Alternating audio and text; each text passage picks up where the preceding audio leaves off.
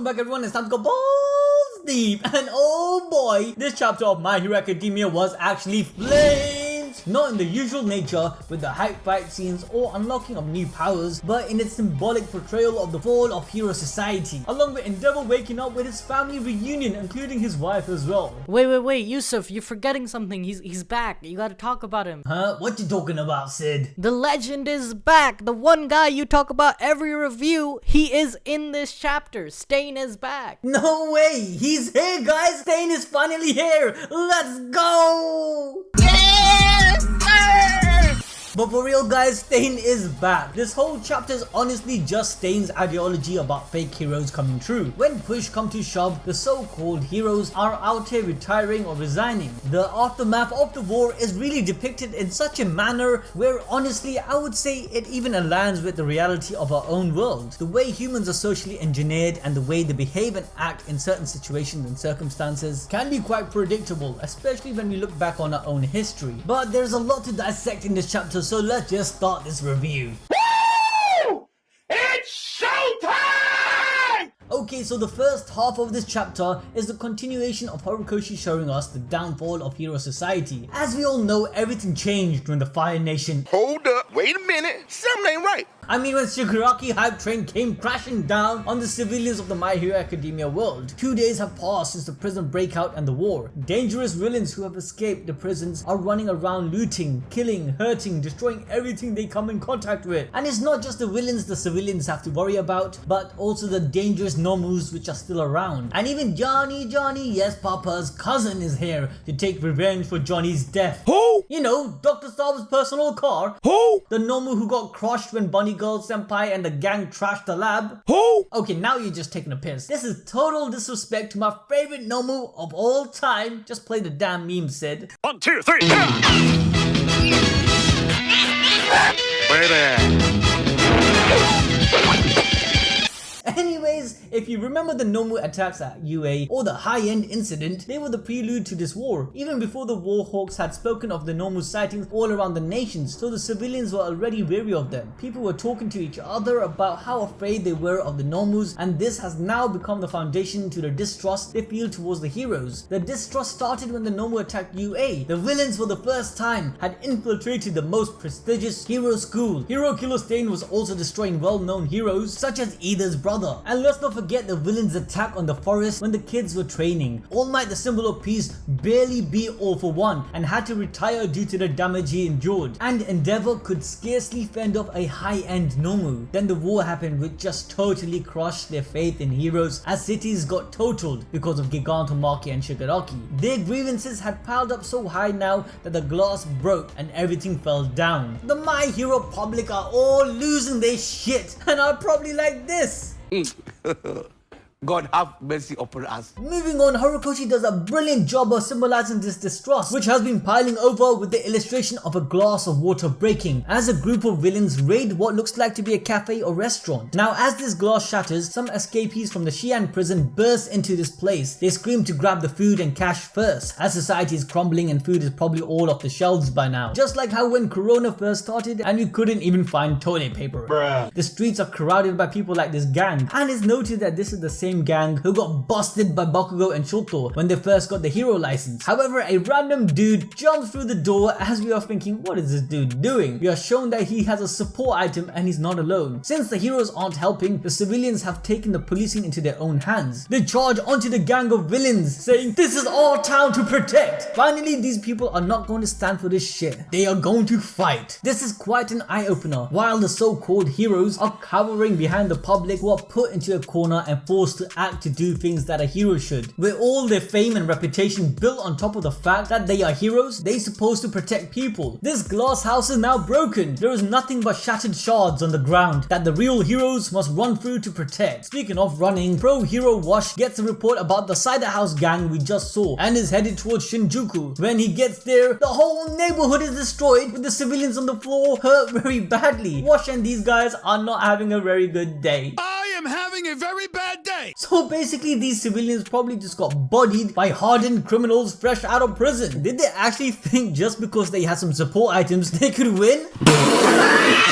Now everyone starts throwing stones at Wash, angry at how the heroes told them to stay inside their homes but the villains keep pouring in. Due to the heroes quitting or straight up being afraid, no one is there to take care of the horde of villains. And in this serious ass situation, my guy Wash, he makes a laundry joke. Let's run this cycle straight to the hospital.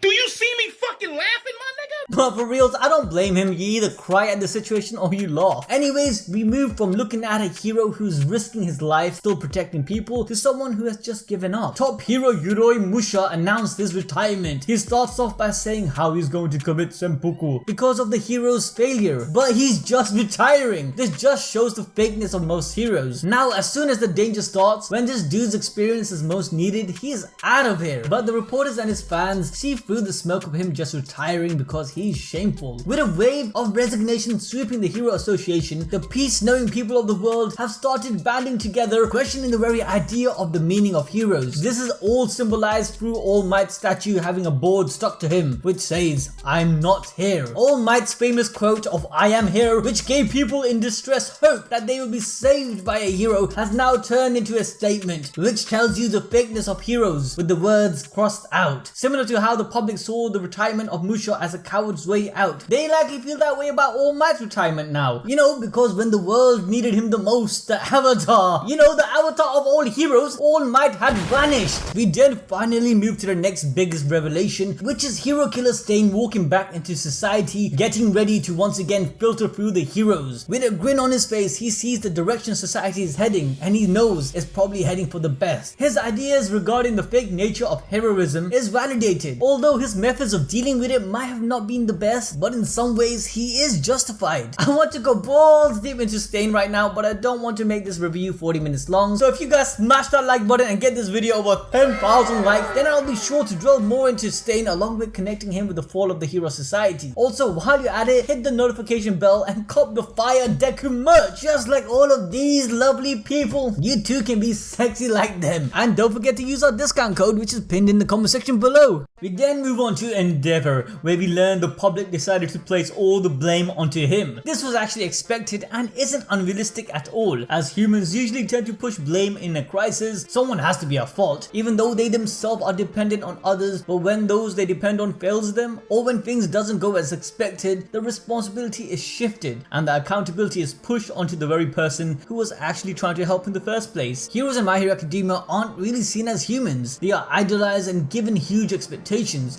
A lot of the faults are sidelined and ignored. As long as it doesn't affect the general public, it doesn't matter. But the moment the masses are affected, they will bring up the very things they ignored in the first place as ammunition and as an excuse to look past their own weakness. But coming back to Endeavor, even though he is awake now and breathing, his mind is still fixated on Dabi's revelation. He understands the punishment his son Toya wanted him to experience. Dabi didn't want to kill his father, rather he wanted him to suffer and feel the guilt of his actions. As Endeavor thinks back on what happened during the war, realizing how useless he was facing off against his eldest son, who is now a mass murderer, he even left his own son Shoto to fend for himself during a crisis, all because he froze. And that's definitely not something a number one hero should be experiencing, especially in mid-battle. But Endeavor thinks to himself that even though Dabi's announcement to the world might have some inconsistency and doubt due to Best Genius being alive, ultimately contradicting parts of Dabi's speech, but in the end, Endeavor won't be able to deny the truth of what happened to Toya. He himself knows the reality. As Endeavor thinks back on the video of Dabi explaining how his father abused him, leading to the path he is now on as a villain, where Dabi recalls how he was deemed a failure who was tossed aside and forgotten. This triggers the onset of memories of Endeavor, going back to the time of a young Toya bawling out his eyes as he tries to pull out his white hair.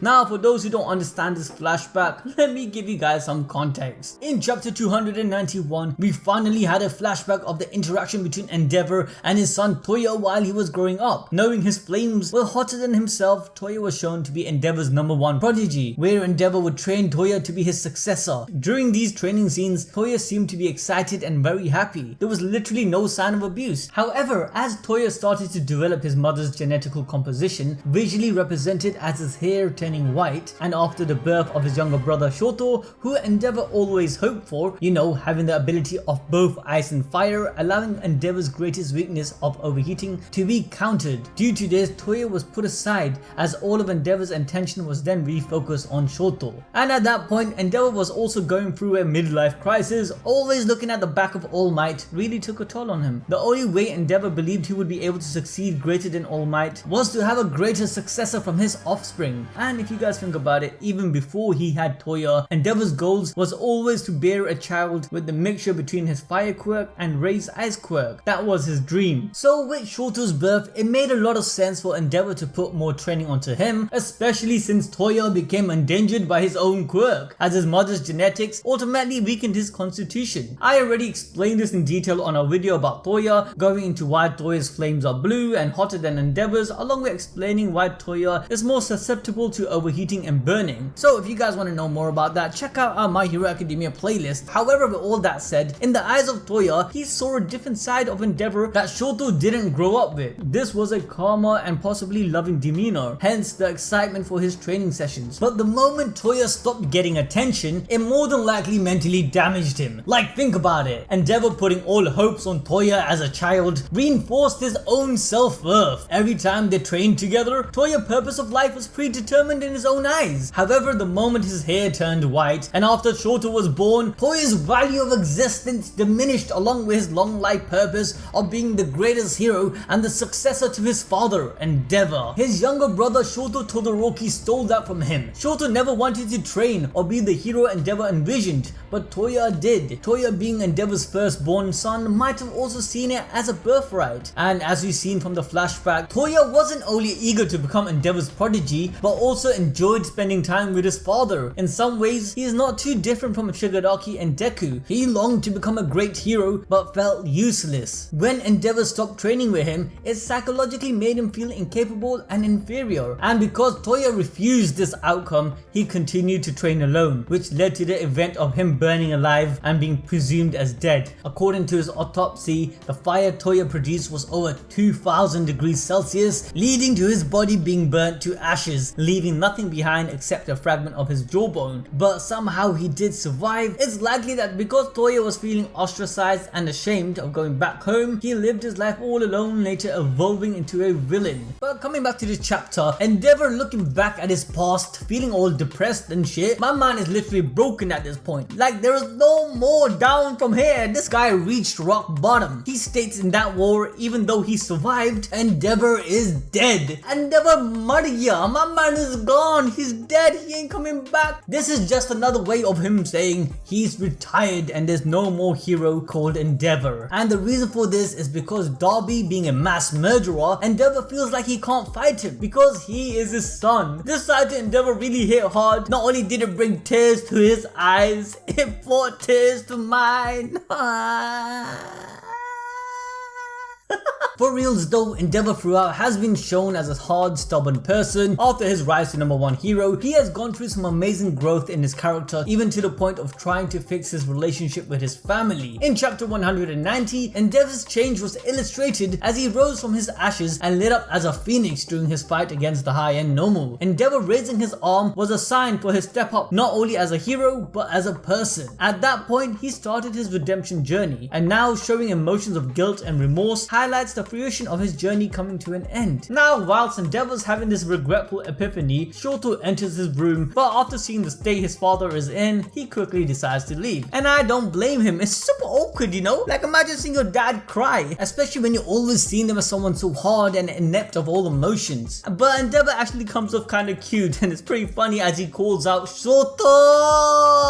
But Natsu and Fuyumi enters alongside Shoto. Natsu, who earlier in chapter 192 made it clear that he wasn't ready to forgive his father, unamusingly asks him, "Why are you crying?" Endeavor breaks down further, apologizing and explaining how the guilt of his past actions is weighing him down. But before Endeavor goes on to elaborate on how his heart is feeling, his wife Rei comes into his room and straight up tells the man, "Shut up, you bumbleclaw, stop being a pansy." Yeah, that's right. She says, regret, guilt, everyone carries those feelings, and probably more than Endeavor. Rei looks fierce and super super badass if I do say so myself, and tells her husband that she is here to talk about her family and about their son Toya. Honestly, this is an amazing side to Rei's character. In my opinion, out of everyone in the Todoroki household, she had it the worst. Being a soft-hearted person who's so caring and loving will easily be driven into insanity after living with Endeavor, who is pretty much the exact opposite. Selfish, hard-hearted and fierce. She literally got pushed off the edge mentally and lost her shit. But after staying at a psychiatric ward and being away from her husband, she did kind of shown a lot of improvement and she returned back to her old caring self. But most importantly, to protect her children, you can definitely see that Rei's character evolved into someone who also can stand her ground. Rei coming to discuss about Toya with Endeavor shows that she knows a lot about her son, what mental baggage he was going through, and why he became the person he is today. And maybe she has the answers on how to fight back against Dabi. But anyway guys, that's it for this video. Overall, the chapter had a lot of deep panels depicting the change in society after such a tragic event. And honestly, for things to get back to the way they were, it will take a lot of time and trust building on the new generation of heroes. However, if the heroes do get through this, more than likely society will actually benefit from this war, because only through hard times like this, we as a whole can grow. Pro heroes fighting for the wrong reasons are weeded out, and good heroes, true heroes, the best amongst everyone will stay behind. And this is the filtration system that maybe the hero society needed, and the vision the hero killer Stain will come into reality. Anyway guys, I really did enjoy this chapter. I would even go as far as to give it like an 8 out of 10. That Endeavor moment was too good. Don't forget to smash that like button, subscribe and ding that notification bell. And with that, I'll catch you lot till next time.